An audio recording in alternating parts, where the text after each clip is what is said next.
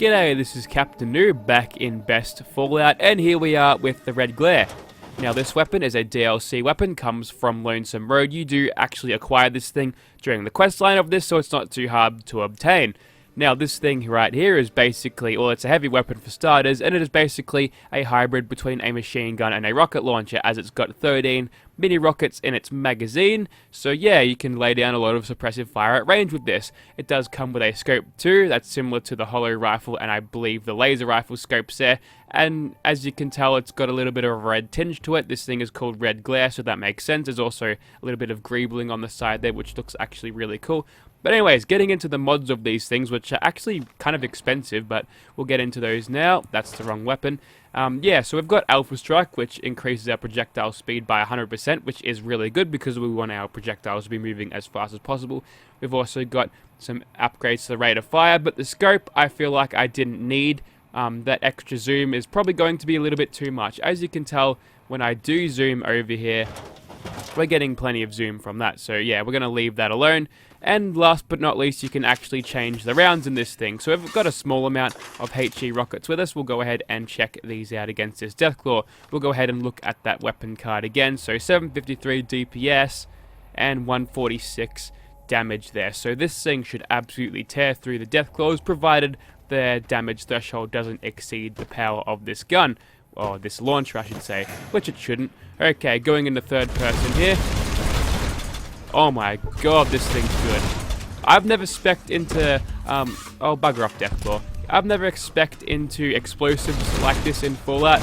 Having a PC character allows me to spec into everything, so I can easily make these videos. But yeah, having the good explosive perks and all of the necessary skill points allocated, and having a dedicated explosive blowy up build, and there's the reload by the way, that's kind of neat. Yeah, you can absolutely tear through Deathclaws, and I forgot about those bats delay.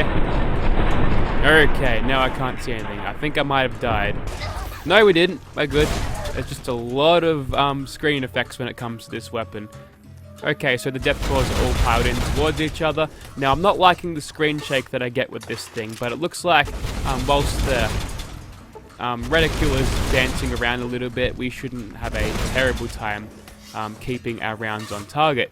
Now what that leads me to believe that this thing is actually better suited to long range, so maybe attaching that scope on is after all the better choice. So now that we've got a little bit of distance between us and our next little group of Deathclaws, we'll just quickly sprint over to them.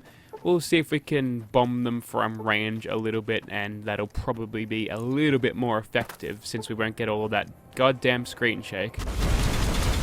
Still getting it from here.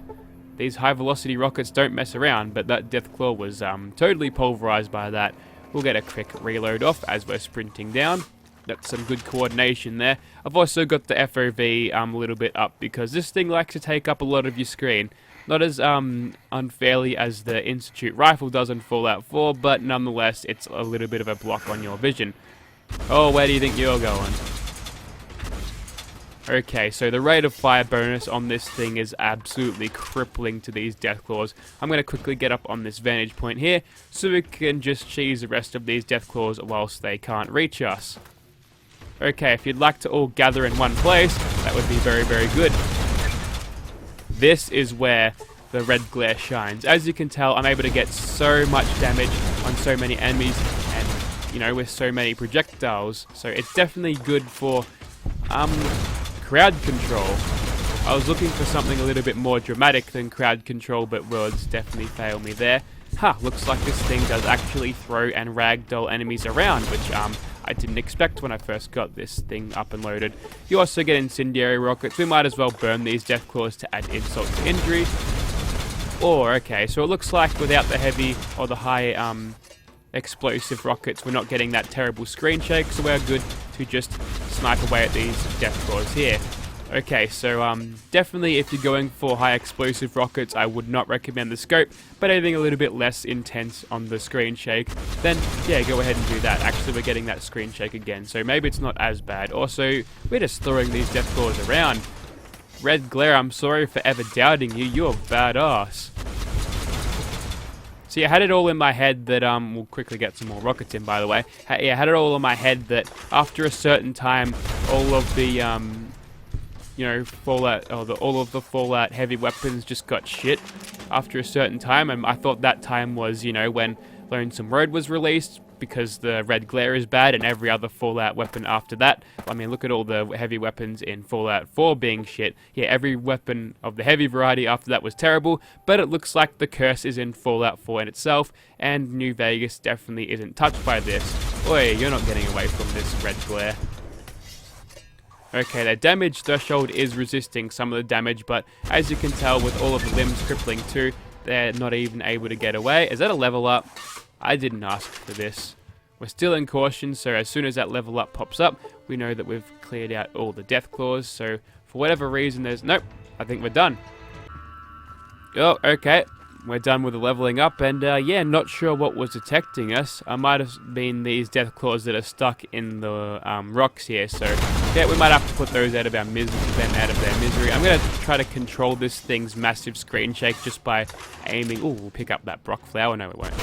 Just by aiming a little bit above and letting the screen shake sort of bring the rockets down. We're having a little bit of trouble killing these guys. Okay, we can still hit him. I think we're a little bit too close, so this might be risky to our health. Yep, that achieved nothing except giving him a blood nose, I guess. Alright, we're going to have to clip. That's just how we have to do this, Deathclaw. Also, I can't move properly. Oh, bugger off.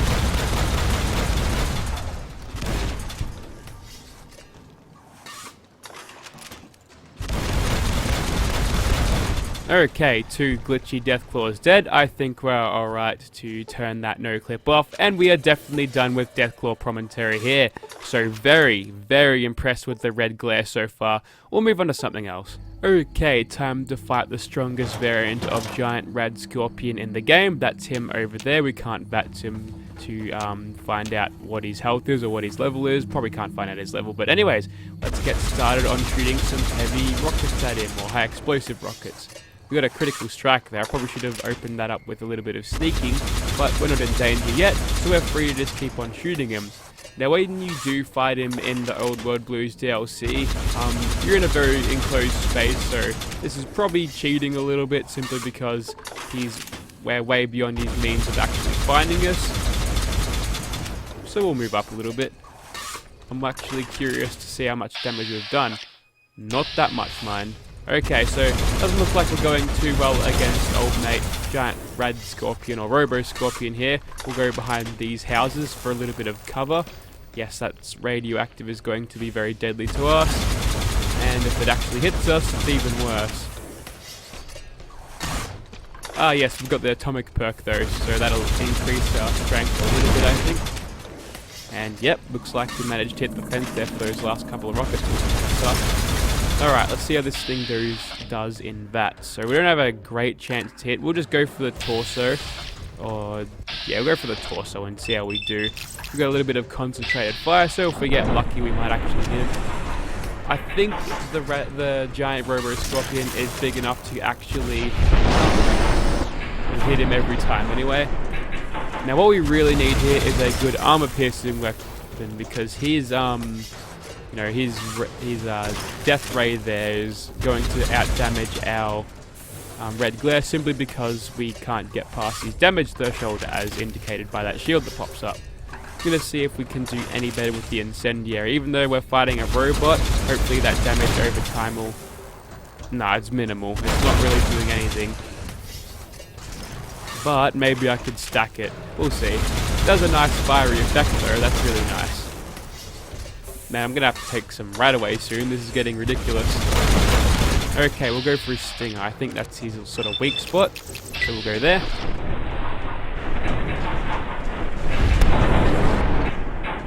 So we seem to be getting around 30-ish damage per shot there. And I do like how the barrel, goes in with the recoil. That's actually a nice little way to reduce the recoil of this weapon sort of in universe, which is nice. But I don't think we're doing too well with the high explosive ones.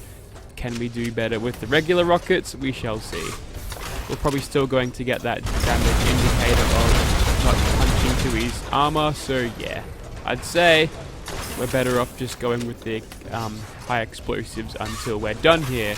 So with that in mind, we'll just go ahead and get him to a place where he can't get us. Maybe if we bust his right claw, it'll do something.